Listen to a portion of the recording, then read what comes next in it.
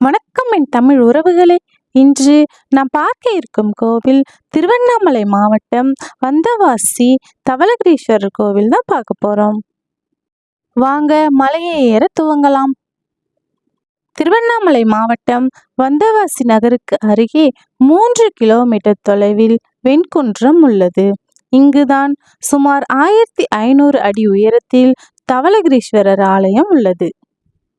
இக்கோவிலில் இந்திரன், முருகன், வியாச மகரிஷி மற்றும் பல்வேறு ரிஷிகளும் சித்த புருஷர்களும் தவளகிரீஸ்வரரை வணங்கி வழிபட்டுள்ளனர்.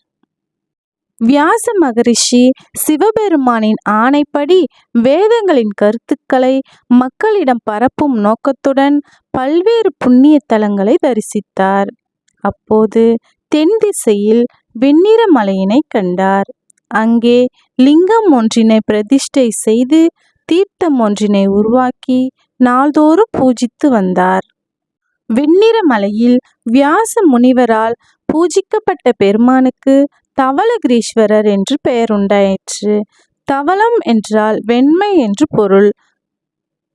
திருவண்ணாமலையைப் போலவே இங்கும் ஆண்டுதோறும் கார்த்திகை நாளன்று திருவிழா கொண்டாடப்படுகிறது. விழா காலத்தில் ஏராளமான பக்தர்கள் கூடி இறைவனை தரிசித்து மகிழும் திருத்தலமாகவும் காட்சியளிக்கின்றது. இக்கோவிலில் 3 தீர்த்த குளங்கள் உள்ளன. வியாச மகரிஷியால் உருவாக்கப்பட்ட தீர்த்தத்திற்கு வியாச தீர்த்தம் என்று பெயர் பெற்றது. இந்திரனால் உருவாக்கப்பட்ட தீர்த்தத்திற்கு இந்திர தீர்த்தம் என்று பெயர் உண்டாயிற்று. சிவபெருமானின் குமாரனான முருகனால் உருவாக்கப்பட்ட தீர்த்தம் குமார தீர்த்தம் ஆகும். இம்மலையில்தான் சிவபெருமான் திருமாலுக்கும் பிரம்மாவுக்கும் ஆதி அந்தமில்லா பெரும் ஜோதியாக திருக்காட்சி அளித்தார். மேலும் சிவபெருமானின் குமாரன் முருகனுக்காக ஜோதி ரூப திருக்காட்சி நல்கிய திருத்தலமும் இதுவாகும். இம்மலையில் படிக்கட்டுக்கள் செங்குத்தான நிலையில் இருப்பதால் குனிந்த நிலையில்தான் படிக்கட்டுக்களை ஏற முடியும். தாரகாசுரன் வதத்திற்கு பின் ஆறுமுக பெருமான் பல்வேறு தீர்த்தங்கள் தோறும் சென்று சிவபெருமானை வழிபட்டார். அதன்படி அருணகிரியை அடைந்தார். அங்கே பெருமானின் ஜோதி தரிசனம் வேண்டி தியானத்தில் இருந்தார். அப்போது சிவபெருமான் முருகனின் முன் தோன்றி இவ்வாறு கூறினார்: குமாரா, முன்பொரு சமயம் திருமாலும் பிரம்மனும் காணுமாறு ஆதி அந்தமில்லா பெரும் ஜோதியாக நின்றோம். பின்பு கார்த்திகை சேரும் பௌர்ணமி நாளில் இத்தலத்து அர்த்தநாரி ஆனோம். நீர் விரும்பும் எமது ஜோதி தரிசனத்தை தவளகிரியை அடைந்து பெறுவாயாக என்று அருளி மறைந்தார். ஆதலால் முருகன் தவளகிரிநாதரை வழிபட்டு தனது கூரிய வாளால் தீர்த்தம் ஒன்றினை உண்டாக்கி சிவபெருமானை பூஜித்து வந்தார். அவ்வேளையில் குன்றின் மீது சிவபெருமான் ஜோதி ரூபமாய் தோன்றி அவ்விடத்தே லிங்க ரூபமானார் என்று புராண கதை கூறுகிறது. இன்றும் ஆறுமுகனுக்கு திருக்காட்சி நல்கிய பெருமான் அருணாசலேசர் எனும் திருப்பெயருடன் தனி சன்னதி கொண்டு இங்கு அருள் பாலிக்கிறார். ஆறுமுகனால் உண்டாக்கப்பட்ட தீர்த்தம் குமார தீர்த்தம் என்று வழங்கப்படுகிறது. இக்கோவிலில் கார்த்திகை தீப திருவிழா நடைபெறுவது வழக்கம். கார்த்திகை தீப திருவிழா அன்று அதிகாலை 4 மணிக்கு மலையடிவாரத்தில் உள்ள ஸ்ரீ கைலாசநாதர் திருக்கோயிலில் பரணி தீபம் ஏற்றப்படும். பிறகு முருகப்பெருமான் மலையடிவாரத்தில் எழுந்தருளுவார். பின்னர் மலைக்கோவிலில் எழுந்தருளியுள்ள தவளகிரீச பெருமானுக்கும் ஆறுமுக பெருமானுக்கும் இதர மூர்த்திகளுக்கும் அபிஷேகம் நடைபெறும். 2 பாறைகளுக்கு நடுவே குகை போன்ற அமைப்பில் படிக்கட்டுக்கள் உள்ளன. இக்கோவிலில் கார்த்திகை தீப திருவிழாவின் போது மாலை 6 மணி அளவில் தவளகிரி மீது திருக்கார்த்திகை தீபம் ஏற்றப்படும். பெரிய இரும்பு கொப்பரை முழுவதும் நெய் நிரப்பி ஏற்றப்படும்.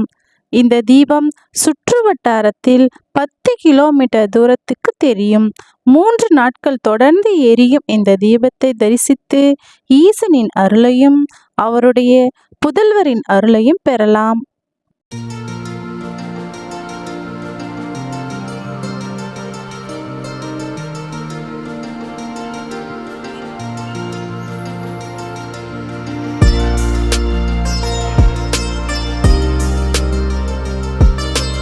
இரண்டு பழங்கால கல்வெட்டுக்கள் இக்கோவிலில் உள்ளன. ஒன்று பல்லவ மன்னன் 3ஆம் நந்திவர்மனின் கல்வெட்டுக்களும் மற்றொன்று விஜயநகர பேரரசர்கள் காலத்து கல்வெட்டுக்களும் உள்ளன. பல்லவ மன்னன் 3ஆம் நந்திவர்மன் காலத்து கல்வெட்டு குறிப்புகள் மூலம் 8ஆம் நூற்றாண்டின் பல்லவர்கள் காலத்தில் இந்த தலம் சிறப்பிடம் பெற்றிருந்ததாக தெரிகிறது. இதில் வெண்குன்றம் கிராமத்து சபை பற்றி குறிப்புகளும் காணப்படுகின்றன.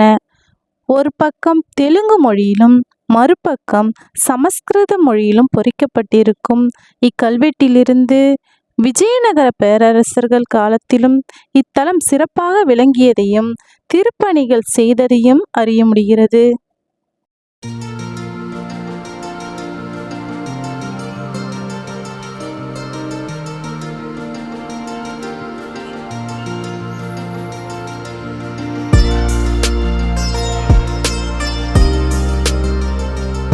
இப்போ நம்ம மலையை ஏறி வந்துட்டோம்.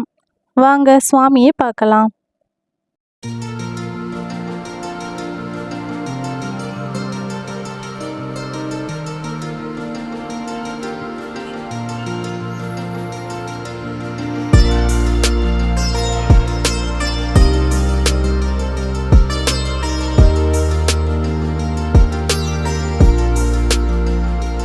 இங்கு சிவபெருமானின் திரிசூலமும் அழகிய சிற்பமாய் சிவபெருமானும் இருக்காரு பாருங்க. இங்கு முருகப்பெருமானுக்கென்று தனி சன்னதி உள்ளது. இங்கு முருகப்பெருமான் அற்புதமாக காட்சி தருகிறார்.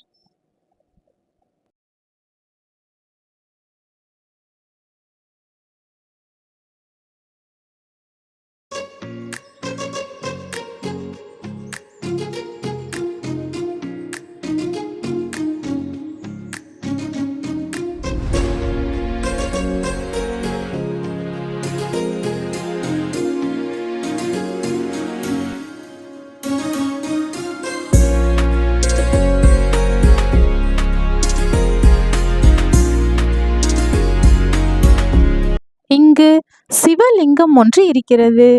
லிங்கத்தை வழிபடலாம்.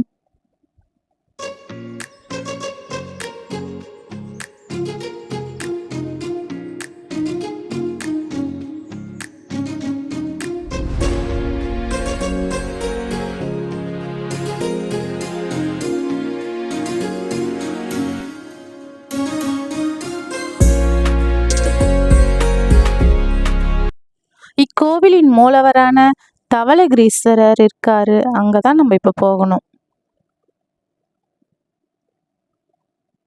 நான் முன்னாடியே சொல்லியிருந்த 3 தீர்த்த குளத்தில் இதுவும் ஒன்று. இப்ப தண்ணி வற்றி போய் இருக்கு. இப்போ நம்ம மூலவரை தரிசிக்க மேலே ஏறி வந்துட்டோம். இங்கிருந்து பார்க்கும்போது எவ்வளவு அழகா இருக்கு பாருங்க. கஷ்டப்பட்டு படிக்கட்டு ஏறி மேலே வந்து பார்க்கும்போது அதில் இருக்கிற மகிழ்ச்சியே தனிதாங்க. கோவிலை சுற்றி சின்ன சின்ன சன்னதிகள் இருக்கு. இங்க பர்வதவர்த்தினி அம்மன் சன்னதி இருக்கு. பர்வதவர்த்தினி அம்மன் அற்புதமாக காட்சி தருகிறார். அம்மனை வழிபட்ட பின்பு சண்டிகேஸ்வரர் இருப்பாரு. சண்டிகேஸ்வரரையும் தரிசனம் செய்த பின்பு நந்தி பெருமான் இருப்பாரு. நந்தி பெருமானை வணங்கிய பின்பு இக்கோவிலின் மூலவரை தரிசனம் செய்யலாம்.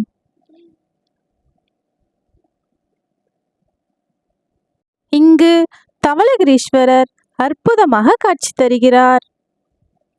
மற்ற கோவில்களில் இல்லாத சிறப்பு என்னன்னா, இங்கு கருவறை வரையும் நம் உள்ளே சென்று சிவபெருமானுக்கு பூஜைகள் செய்யலாம். மற்ற கோவில்களில் அவ்வாறு செல்ல முடியாது. சிவபெருமானை தரிசனம் செய்துவிட்டு பார்க்கலாம். பர்வத அம்மன் சன்னதியும் சண்டிகேஸ்வரர் சன்னதியும் அழகிய கோபுரமாக வடிவமைக்கப்பட்டுள்ளது. மேலிருந்து பார்க்கும்போது இயற்கையின் அழகு எவ்வளவு அழகா இருக்கு பாருங்க. அற்புதமான காட்சி. இங்கு விநாயகருக்கும் தனி சன்னதி உள்ளது. விநாயக பெருமான் அற்புதமாக காட்சி தருகிறார். இவ்வாறு கற்களை அடுக்கி வைத்தால் சொந்த வீடு கட்டலாம் என்று பல பக்தர்கள் அடுக்கி வைத்து சென்றுள்ளனர். 2 பாறைகளுக்கு நடுவே குகை போன்ற அமைப்பில் சுரங்கப்பாதை போல் அமைந்துள்ளது. இப்படிக்கட்டின் வழியாக தான் ஏறவும் வேண்டும், இறங்கவும் வேண்டும். நாங்கள் போகும் பொழுது பக்தர்கள் கூட்டம் அதிகமாக இல்லை. ஒரு சில பக்தர்கள் மட்டுமே வந்திருந்தனர். ஆனால் பௌர்ணமி, பிரதோஷம், கார்த்திகை தீபம் போன்ற நாட்களில் பக்தர்கள் கூட்டம் அதிகமாக இருக்கும். அப்பொழுது திருவிழாக்கள் வெகு விமர்சையாக நடைபெறும். படிக்கட்டுக்கள் எவ்வளவு செங்குத்தான நிலையில் இருக்குது பாருங்க. படிக்கட்டுக்களை ஏறும் பொழுதும் இறங்கும் பொழுதும் கவனமாக தான் இறங்க வேண்டும்.